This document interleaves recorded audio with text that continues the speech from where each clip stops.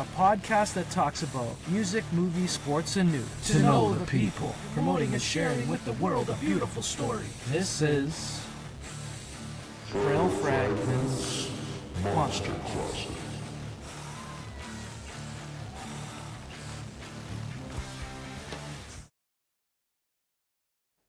Hey guys, this is Friday, December 13th, 2024. This is the Monster Closet episode 101. I'm flying solo today. Ace will be back later for maybe 102. But, I just had some thoughts of how I could make this show a little interesting. I have a lot of musical knowledge, and I want to talk about 90s bands today. So, some groundbreaking bands that you have to check out if you're just coming up into music, and you want to know where to start. I was there, we were all there when I was 9 years old. I was like listening to hip hop music and Black Sheep and all these types of Tribe Called Quest, great stuff. And I remember because my dad was just kind of sick of listening to it because he was a rocker and he liked Led Zeppelin and Sabbath and all these CCR and shit like that. So he's like, you know what? He had this crazy CD collection, like 700 CDs, man. This was like in 1990 fucking 2. And he gave me Nirvana, Nevermind, and he gave me Pearl Jam 10. And I've told this story many of times before, but I put on Pearl Jam 10. My world was changed and I was blown away, and it was the greatest thing I've ever heard. And it just sounded like a perfect band to me, like the singer Eddie Vedder was so awesome. And then I put in Nirvana Nevermind, and my world was changed yet again. Everything I heard prior to that, Guns N' Roses, Metallica, the hip hop, everything was gone. It was just like that album was everything to me. And I remember, I rocked out in my basement for, a half an hour, and then I ran 2 blocks to my friend's house and I played it for him. And the two of us, 11-year-olds, we were changed. And, shortly after, within that week or two, his dad bought him an electric guitar. I begged my dad to buy me a guitar. He bought me a bass guitar. Or no, not a bass guitar. He took me to Scarbertown Waltons, and he spent like $300 on a crappy acoustic guitar, like a Samick acoustic. And I spent money on that guitar. I put in probably $1,000 making that guitar sound right. It only could sound so good. The wood's only so good, but it's loud and it's mine. I would say 75% of Frail Fragment songs were written that way, right? So with that guitar. So it's really special guitar for me, that Samick. It's a 1992 Samick acoustic from Walton's Scarbertown Center. And I still have it. Mr. Alistair Miller customized it for me in Toronto. And I play a Gibson Les Paul, and I play a Fender Telecaster 1978 Gibson Les Paul. So I digress. I wanted to just take you quickly through some of the bands that I came up with. And if you're just new to music, Kurt Cobain from Nirvana, he's the reason why I started doing this. So I wanted to help out some people that are maybe, wants a push in the right direction. I think the first band to check out is Tool. Tool are progressive rock, metal rock band. I guess for old timers, they sound like Rush. I mean, yeah, like their guitarist isn't Alex Lifeson from Rush. He does his thing. Their music is written behind bass and drums. Danny Carey, the drummer, one of the best drummers that is on the radio today. Progressive rock. He's incredible. I heard they play an incredible live show. The guitarist, that's where he shines with their creative. He works with Alex, I think his name's Alex Gray. Yeah, from, I think he lives in New York. And he does like that Sacred Mirrors place. And they have all kinds of DMT art and shit like that. And he's behind a lot of that. So their marketing, their guitarist holds strong. And then you have Danny Carey, who's a professor of drums. He sounds very much like Neil Peart from Rush. And I like comparing them to Rush because of that backbone sound. Very similar to Neil Peart. I think he's slightly better than Neil Peart because he His time signatures and his experimentation is just next level. Their bass player, Justin Chancellor, is a lot better than fucking Geddy Lee. And their singer, Maynard James Keenan, is a lot better than Geddy Lee. I mean, that's what kind of makes them or breaks them. And Maynard's he's in Pussifer, and he's in as the singer, and he's in A Perfect Circle as the singer. Highly recommended all of those bands. The only criticism I have of Tool is their songs sound very similar. If you heard one song, you've heard them all. Or I would say if you heard two songs, you've heard them all. But that one or two songs that they do, no one can do. Like, it's just their thing. It's what they do, and they do it better than anybody in the world. So check out Tool. On the album, I would check out Undertow, I would check out Lateralis, and I would check out Enema. Enema's their best album. The second best album I would say is Undertow, and their third best album is Lateralis. So check them out. Number 9, I would tell everybody to check out Rage Against the Machine. They had 3 groundbreaking albums. Their first one, I think it's called Bomb Track or it's the one with Killing in the Name. But I mean, their guitarist, whose name escapes me right now, which is crazy because he's like, well, there's Zach De La Rocha as the singer. I saw them live, and I actually got COVID at that show. Like, my wife and I were like, we stayed in our house for like fucking a year and a half, 2 years. We didn't go out during the lockdown, and Rage came, and they finally came, and we went to go see them, and it was pretty much the greatest concert I've ever bear witness to. People were really liberated during that concert. They were sick of being at home. I mean, I saw them as Prophets of Rage with Tom Morello, their guitarist, and it wasn't the same with Be Real. Like, Zach De La Rocha has a big part in that band. Check out their first 3 albums. It's hip-hop, rock fusion, metal fusion. Zach De La Rocha, he freestyles. Tom Morello is a fucking riff god.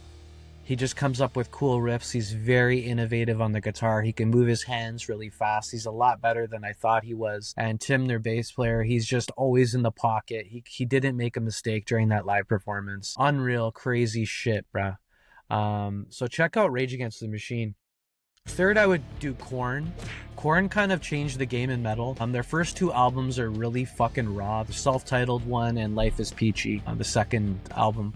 I mean, they used low tuning. They were tuning down to like A and B and shit like that, and just like it really changed the game. Their type of metal really changed the game for me. Those 2 albums definitely check out if you like heavy music. If you like songwriting, Smashing Pumpkins did some crazy shit in their first 3 albums. They had Gish, they had Siamese Dream, and then the third album was Melancholy and the Infinite Sadness, which was a double album.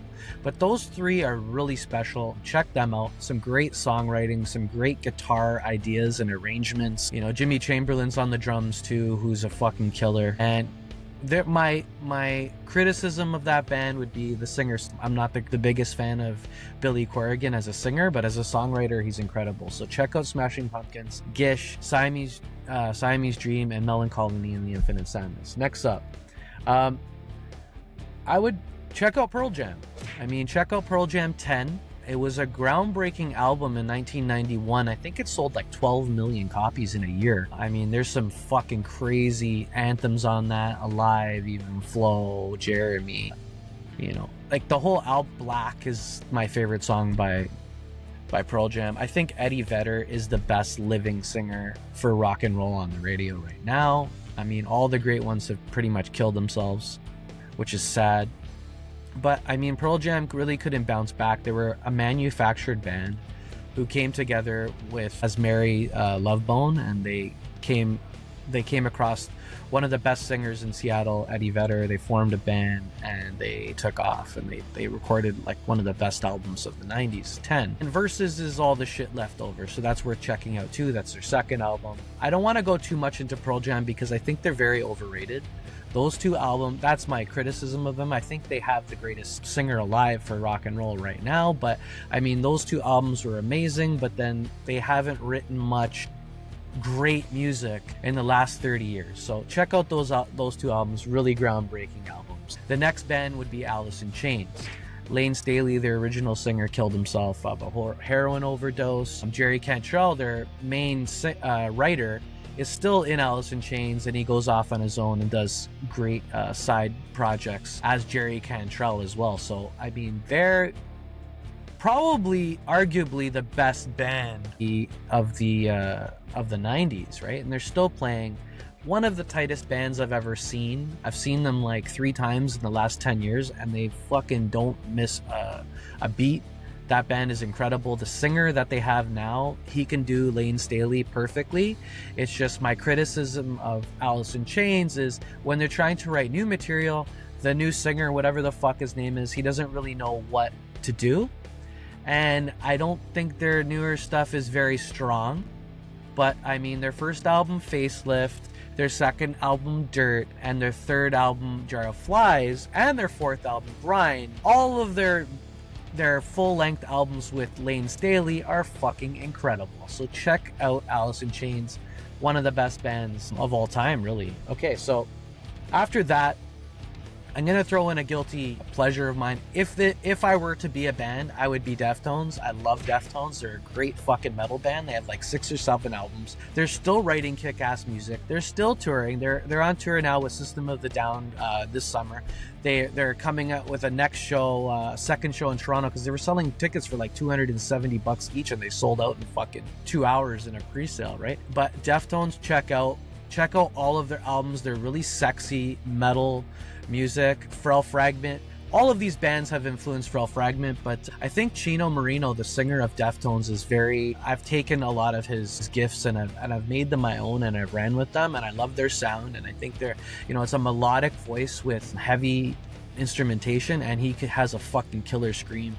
As a unit, as a band, they're killer. They've been the same band since forever, except for the bass player. Chi died during their 4th album, I believe it was. Yeah, I mean, Chino, Stephen Carpenter, and Abe Cunningham, the drummer, they're a unit, right? So, I mean, they're incredible. Check them out. Deftones, I mean, their self-titled album, Adrenaline, is great. I mean, the next album, Around the Fur, is great. I mean, the next album, White Pony, is great. Then their 4th album, another self-titled, or Minerva, is great. I mean, up until that point is amazing. And then the album with the owl on it is fucking incredible. Their new album is off the charts too. I like it. Ohms has some killer tracks, like 4 or 5 good songs. Please do yourself a favor and check out the Deftones, or Deftones. And then Nirvana. They didn't have a lot of music.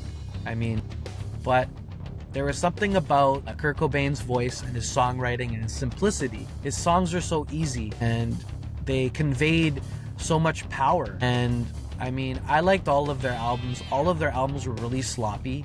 The best album that's most gifted is Nevermind, produced by Butch Vig, who also did Rage Against the Machine.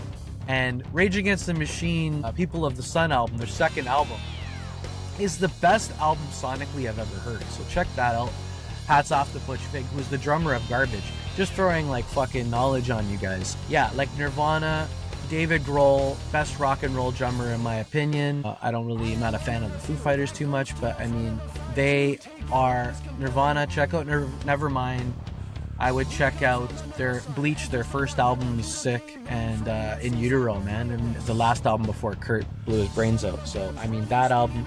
I'm gonna throw in 11 bands, but so this next one is 9 Inch Nails. I think Trent Reznor is the GOAT of music. He's the best. They're the best band I've ever seen live. That guy doesn't make a mistake. He can he's won Academy Awards for movies or scores he's doing. I mean, you really need to listen to Downward Spiral. Came out in 1994. They recorded it at Sharon Tate's house, which was converted into a music studio in LA, where she was actually murdered by the Manson fucking crew. And they did that album there. That album is very fucking groundbreaking and haunting. I think it's in my top 3 albums of the last 30 years. I would check out that album for sure from 9 Inch Nails. I would check out Pretty Hate Machine, their first album. I would check out The Fragile. Those 2 albums are amazing too. I mean, that's what spawned the name Frail Fragment, was that Fragile album. It was, high, in my kitchen at 5:30 in the morning when I was like 16, 17, waking up from an ecstasy fucking trip, and 9 Inch Nails was playing The Fragile on Frail Fragment. was born in my brain, right? And that became my email when I was 18, and a few years later, Frail Fragment started as a band. But yeah, and then the best band. Here we go, folks. My favorite band of the 90s. And there's lots of bands that, check out, honorable mentions like Queens of the Stone Age and Metallica and U2 and Silverchair and, the Tea Party from here in Ontario. But the best band from the 90s, in my opinion, folks, is Scott Weiland's Stone Temple Pilots. And I say that because, you can't replace Scott Weiland's Stone Temple Pilots. I know you're doing it for the money, but back in the if you get a chance, listen to their acoustic unplugged album, because I feel at that time they were the best band of all time. Okay? And this is, you have Led Zeppelin and you have Black Sabbath, and I really love the Doors too, and Pink Floyd and Yes and all these bands. But as a unit and their songs, Stone Temple Pilots, 1990s, there were no better band than them. And I forgot to mention Soundgarden, who are, Chris Cornell's my favorite singer. We'll get to Soundgarden, but Stone Temple Pilots, you really have to listen to Plush. You really have to listen to Purple. You really have to listen to number 4. They never really got a fair share at, their full potential, because Scott Weiland was battling drugs and media, and he was in and out of jail, and they couldn't really tour and get along and the whole thing. But their fucking songs, man, Plush, Core, Creep, Sex Type Thing, Cracker Man, Meat Plow, which is my favorite rock and roll song of the 90s, Vaseline, The Big Empty, which was a groundbreaking fucking song from The Crow, and Pretty Penny, Kitchenware and Candy Bars. All of these songs were the best. Scott Weiland was he had the warmest voice. The DeLeo brothers, and the guitarist was a crackhead who wrote the songs. And the other brother, Dean, was the bass player. Those guys didn't make, Dean didn't make mistakes, right? So, really check out that band's music and their songs, because there's no better band from the 90s, in my opinion, folks. And, it is what it is. Soundgarden, let me talk about Soundgarden, because Chris Cornell, man, and dude, I spent fucking years in my parents' basement fucking learning these licks and learning their shit, but that was the one band, Chris Cornell was just holy fuck, he changed my game, and I bowed down to that guy, because first I could nail all the licks to all of these singers for the most part, but you give me Slaves and Bulldozers and shit like that, and it's just oh my god, this guy has another gear that I don't have. So hats off to Chris Cornell, and all the greats have, like I said, died. Chris Cornell, Lane Staley from Alice in Chains, Chris Cornell from Soundgarden. Then you have Scott Weiland from Stone Temple Pilots, who I saw at the CNE, and he was a half a bar behind Cracker Man when they opened up, and it wasn't even Stone Temple Pilots. And there was yeah man, and he was fucking rushing red, fucking 100 pounds, sweating. And 4 months later, he was dead. And this was my hero. But I want to thank you for sticking around. And you can also check out Frail Fragment, because all of these bands complement Frail Fragment. And this is who Frail Fragment is. And this is just a small piece, because it goes on forever. But I thought I'd log on here and just kind of rant about, music. And please, people, get into music. Stay creative. Stay connected. And check out my band, Frail Fragment. Frail Fragment @mail.com if you want to email me, frailfragment.com. And we're working on our 6th album now, and we're gonna keep going, and I hope I want you on the ride with us. This is the Monster Closet, episode 101, Friday the 13th, December 2024. We out of this bitch. Thank you, folks. Peace.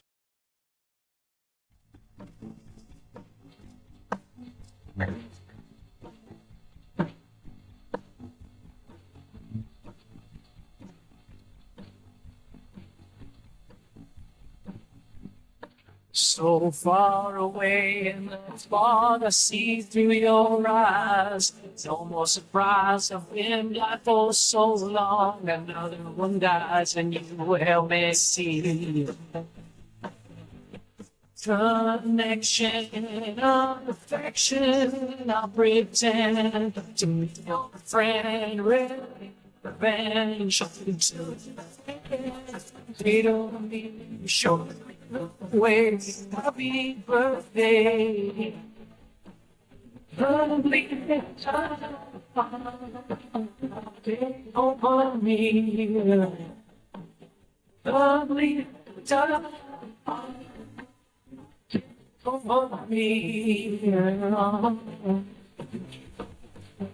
Go back to where this all started, when we parted to see you again. Say to me, on me, sound so sweet, just for you. That's all I need. Seduction, obstruction, control from day one. I'm not alone. The rage is in that take over me. The window take over me. Lovely time, take over me. Lovely time, take over me. Lovely time, lovely time,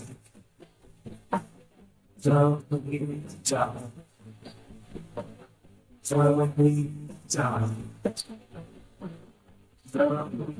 Just don't be just not to be just don't be just